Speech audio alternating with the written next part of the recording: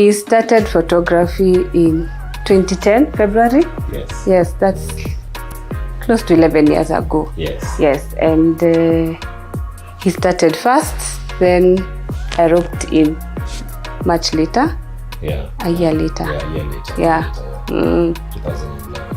Yes, around September. Yes. Yeah.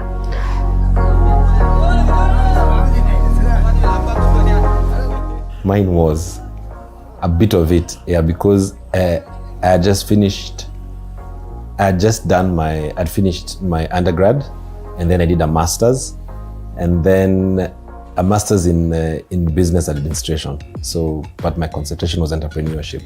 And so when I finished, I did not know what to do, and then that's when God now led us to photography. And so at first, a lot of family and friends were very skeptical, because the idea of a photographer then was the guy with a bike in the hood, with a camera around his neck and then taking pictures, for 50 bucks. So that was the whole idea of a photographer. And so a lot of people are very skeptical about it. They're like, why don't you do something else? And so at first it was a bit difficult, and especially also just getting money to buy a first camera. It was hard. But then later on, a lot of family and friends came on board, and they supported us and they helped us. Yeah. I think. Yeah. For me, I was in school, so I was on and off. So I will help. I started as an assistant. Yeah, so I will juggle between work and school. Yeah, so my family were okay with it. They didn't have any objection to it. Yeah.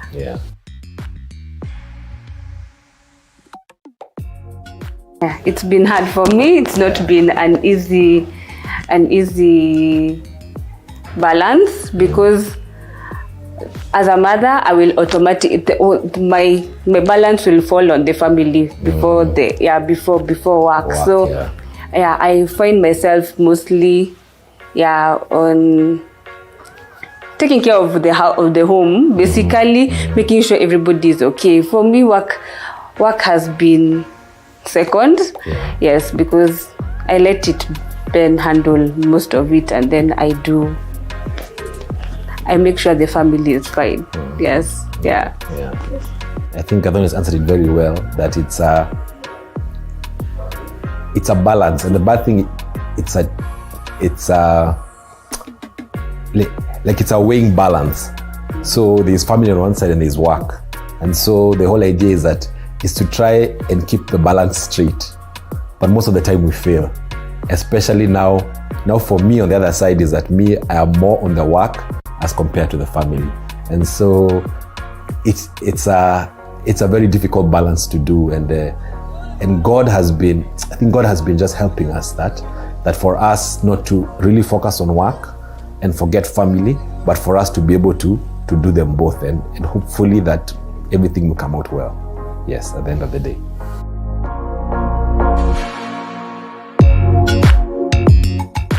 Yeah, so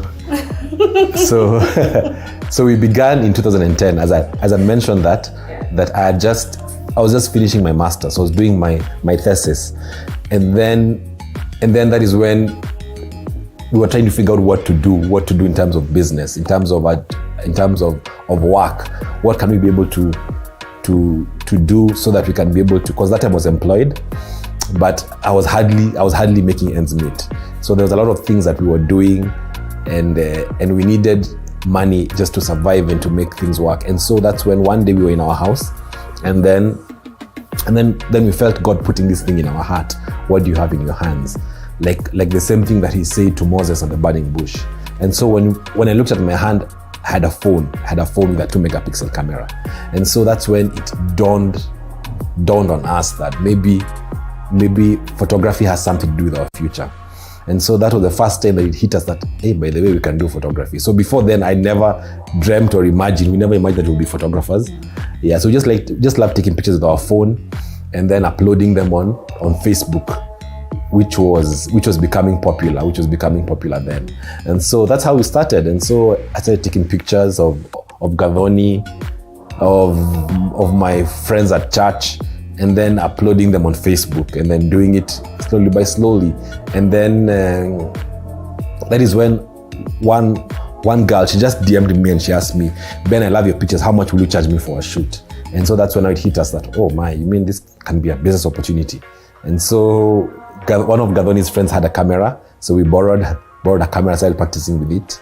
And then practicing, we bought a bulb for our house, a big bulb, for lighting. And then we were using, I think, a bed sheet. A bed sheet? Yeah, a white bed sheet. Yeah, a white bed sheet as a background. As a background. Yeah, as a background, yeah. The house was in Mirema on Committee Road. It was a one-roomed house. Yeah. And so that was our first studio. And so that began. And so we began putting pictures outside there, and then just telling guys, guys, we have a studio and it's free to take pictures. You can come and take pictures for free.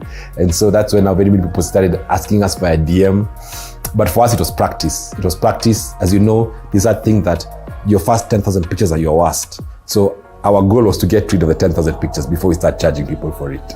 And so we did a lot of shoots then, and did in our one-roomed house. Even just recently we met a client who came to our Mirema house, and she told us that I came, we're in the same school together. We are parents there together. So she said, I came to a Mirema house, and my boyfriend was so angry because you're coming to a guy's house and wondering what's up with this. So it was a journey. It was a very interesting journey. And then from there we began charging 50 bob per image. Yeah. After 2 months we went to 100. We began increasing our price, pole. And then and that's how the journey started. That's how the journey started, yeah. Yes. We were doing a lot of swimsuits and bikini kind of shoots. And so it was becoming very popular then. Because at that time also, a lot of people were wanting to become models. And so part of the portfolio was like you had to do like official, traditional, and then beachwear. And so we became very popular, so to say, at that. A lot of people were contacting us for their portfolios. Even a lot of modeling companies were booking us for their photography. But then there was a conflict. One because of our faith as Christians, and then number two, because of my then fiancé, who is Gathoni. Because now it was very hard for me to try to convince her that ni kazi tu. That is just that there's work, and then there's me as a man. But then she was saying, you're still a man at the end of the day, and these are women who are coming to your house, and they are very skimpily dressed. And the worst thing was that I had to edit them, and when you edit, you blow up the picture and you edit the skin, and so we were having a lot of issues around that, a lot of fights, a lot of difficulties. And so one day, our youth pastor just called us into his office, and then he opened our Facebook page, and he said, Ben, you see, this is your online life, but the person who I know is very different from this. And so he said, the good thing of it is that you are self-employed, so you can be able to make the decision and say that I will not do this kind of work anymore. And so when you said that, the next Monday morning, we just went to social media and said that we are no longer doing fashion photography anymore. We want to focus on wedding photography. And a lot of people were of the idea that we have worked so much to build a brand, and so it's very silly for us to just say one day that we stopped doing it, because we were very well known about fashion photography, and so but we stopped when we trusted God that God will be able to provide for us, and that was in 2012. Yeah. And since then, God has been faithful. And that's when now we began now to focus completely on weddings, and just say that we want to now focus on weddings, and then and be well known for it. Because again, it was also an industry that had a niche, had an opportunity that we could dig into. And so we from there we focused on it. And so far God has been faithful. Yes.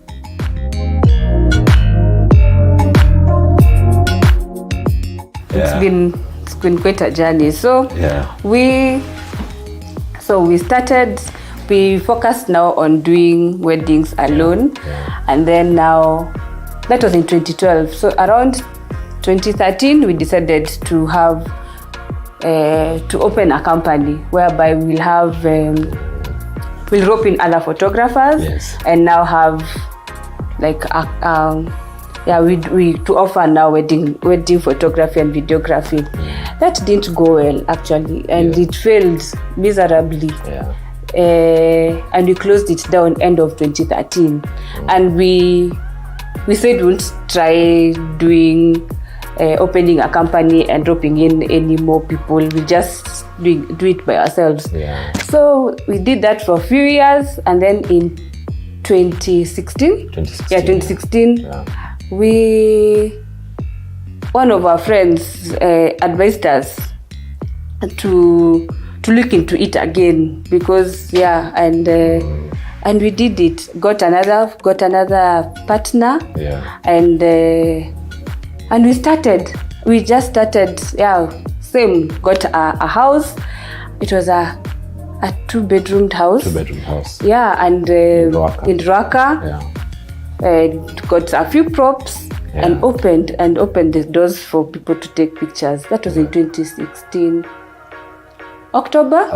Yes. Okay. So that's how it started. That's basically how it started. And God has been faithful to have come this far in those few years. Yes.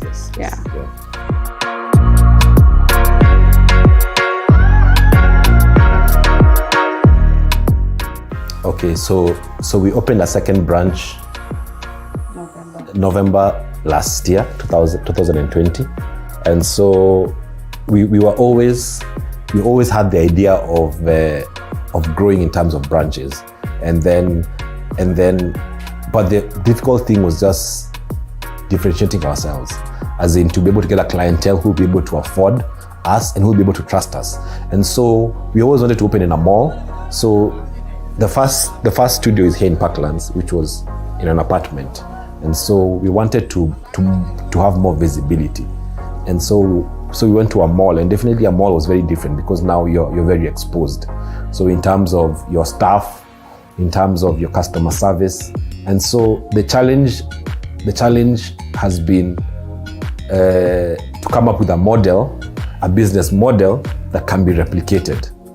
And in terms of, like the way, like a franchise, like McDonald's or KFC, in a way that you can maintain standards. That now, when someone comes and takes pictures today, and they come back 2 years later, the pictures are the same, if not better, or even in different locations, they can get the same amount of quality. So I think that has been the most difficult challenge of just quality control, of making sure that the quality is the same. And now our biggest focus is customer service.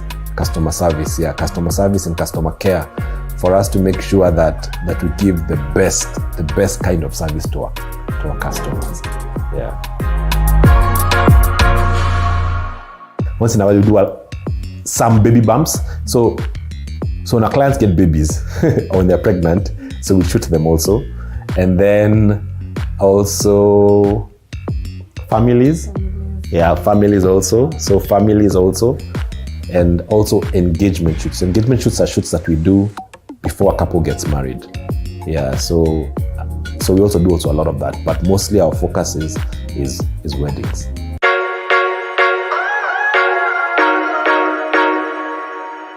You are watching TV. Subira yako hatimaye imevuta heri. We promised and we have delivered. Guess what? TV47 tunakuja, tunadunda ndani on DStv.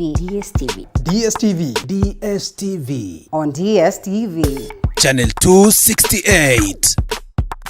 Ya mgambo ikilia kuna jambo. Subira yako hatimaye imevuta heri. We promised and we have delivered. Guess what? TV47 tunakuja, tunadunda ndani on DStv. on DStv. Of untold stories.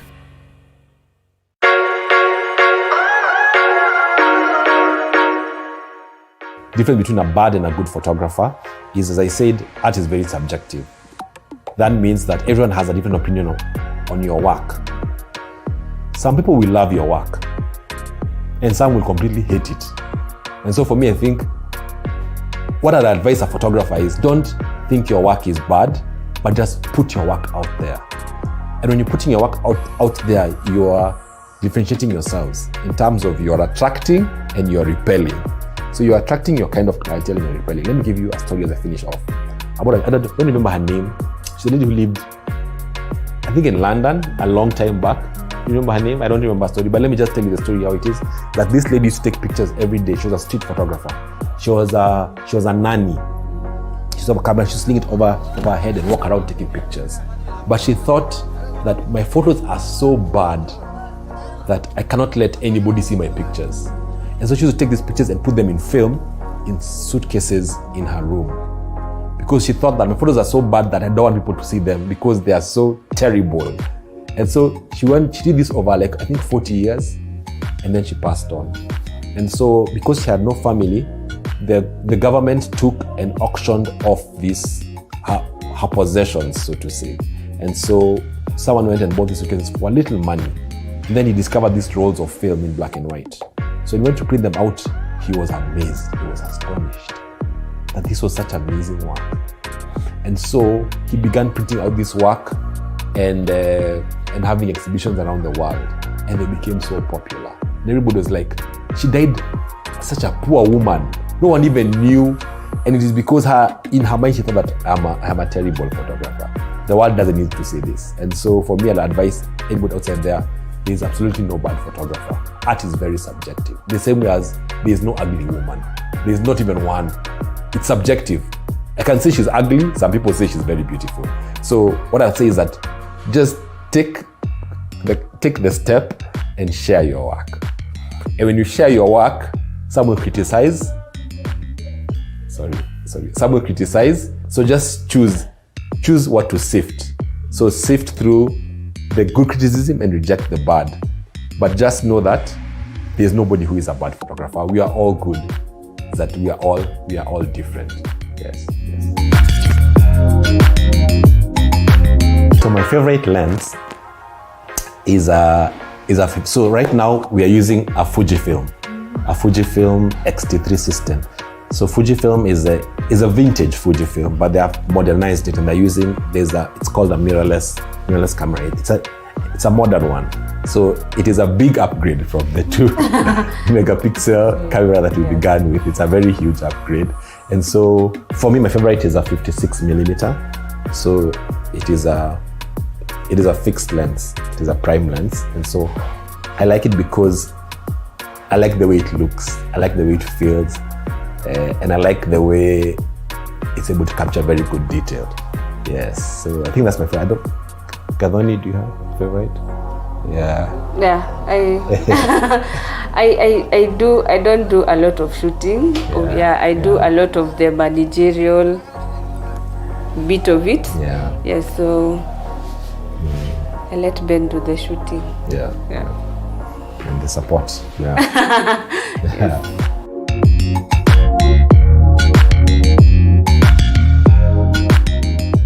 Mostly 99% of our what we use for editing is Lightroom. Yeah. Once in a while Photoshop, which is a very small percentage, but mostly we use Lightroom. Lightroom by Adobe.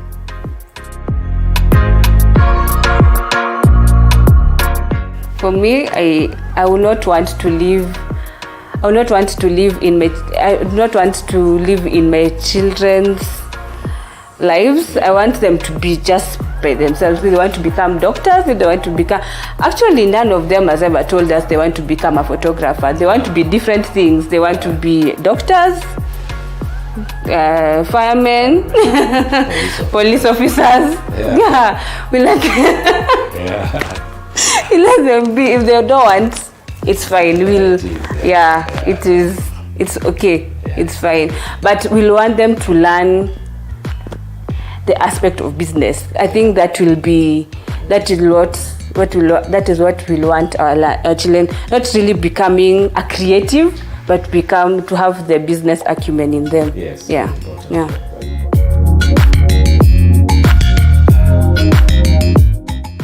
So I think my biggest challenge in photography, I think taking the picture is not such a big challenge. I don't think that is challenging. I think for me the biggest challenge has been running a photography business. Yes, I think because when we got into photography, we assumed that because we know about photography, we know about photography business, which are two different aspects. Yeah, so I think the most difficult thing has been the business part, as in learning about that it's not just about being creative, but there's also the aspect also of making money. That at the end of the day, you can be extremely creative, very good at taking pictures, but then you can be broke. And so I think that was the most difficult thing for us to realize that even though it's a creative art, it's a talent, but at the end of the day is that we have to think about the bills that have to be paid.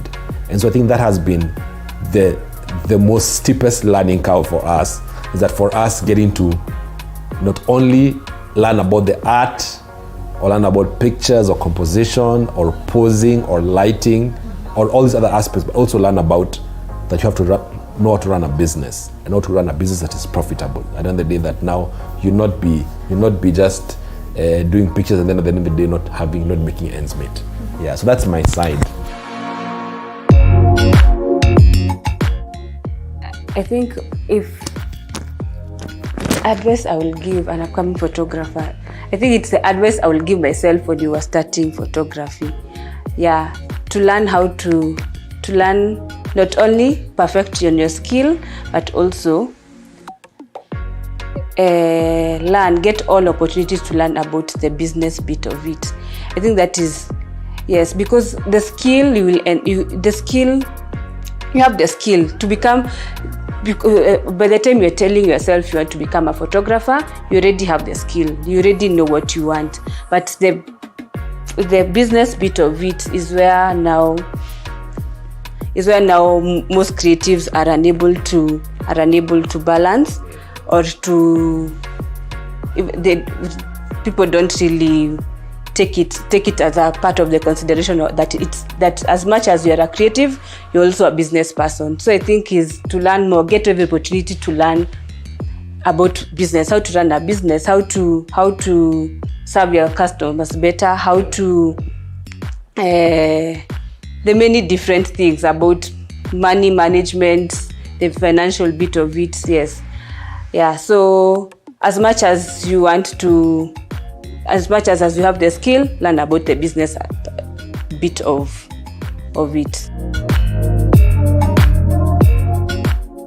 So I think what Gathoni has said is very important for especially people who want to get into the industry. But then also something that we learned last week from the director of the school where our children go to was that make your customers your partners, yeah. Make your customers your business partners. So I think that was really enlightening, and I was like, wow, light bulb moment. How come we've never thought about that? That he said that one thing he has learned business over the years is that he has purpose to make his customers his business partners. That means that your customers have ownership of the business. They feel as if the business is theirs. And for me, I was like, wow, that's brilliant. So I think I'd like to advise and tell anybody who, not only just photography, but anybody who is in business, is that take your customers and then make them part of your business. And that way you always have a successful business. Because I think the problem with us Kenyans is that now, us, our customers are just to give us money. Nothing more, as in they are customers. They're not even their customers, not even clients, customers. And so if you can find a way of incorporating your customers into your business in terms of you model your business to serve the needs of your customer, you have a winning business. Doesn't matter how much you charge, because that school is so expensive. But there are so many parents who are there, and all the parents feel as if they are business, as if they're shareholders in that school. And I think that's a brilliant way of, if you can take any business, your customers, bring them on board. Let them be part of making the process of you serving them. So in terms of you modeling your business towards serving all of their needs. That was a brilliant advice. And I'd like to advise guys who are outside there, if you're in business, just take that nugget of wisdom, that take your customers and make them your business partners. You have concluded. But what I'll want to add to that is, for me, it's somebody who has a crazy idea on what they want to do, not only on photography or any whatever you want to do. I think if you have your crazy idea, whatever you want to do, don't look back. Don't look back. Just focus on what you want to do, and have God. As in, God honors the desires of our hearts, and He will. Once you delight your desires to God, yes, He'll give us. He'll give us the desires of our hearts, and I think that is what basically we've done with our lives. We just delight. We tell God, this is what we have, this is what you want. We leave it to you to just, yeah.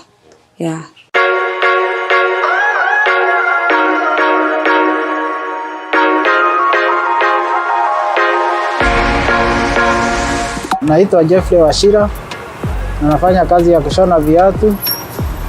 Nimefanya kwa muda wa miaka kama 10. Ndio naendelea mpaka leo nafanya hiyo. Nasaidia kwa familia na pia mahitaji ya familia. Hiyo ni ile unakuja, unakosa, unarudi bila, lakini huwezi kufa moyo, unaamukia tena kesho.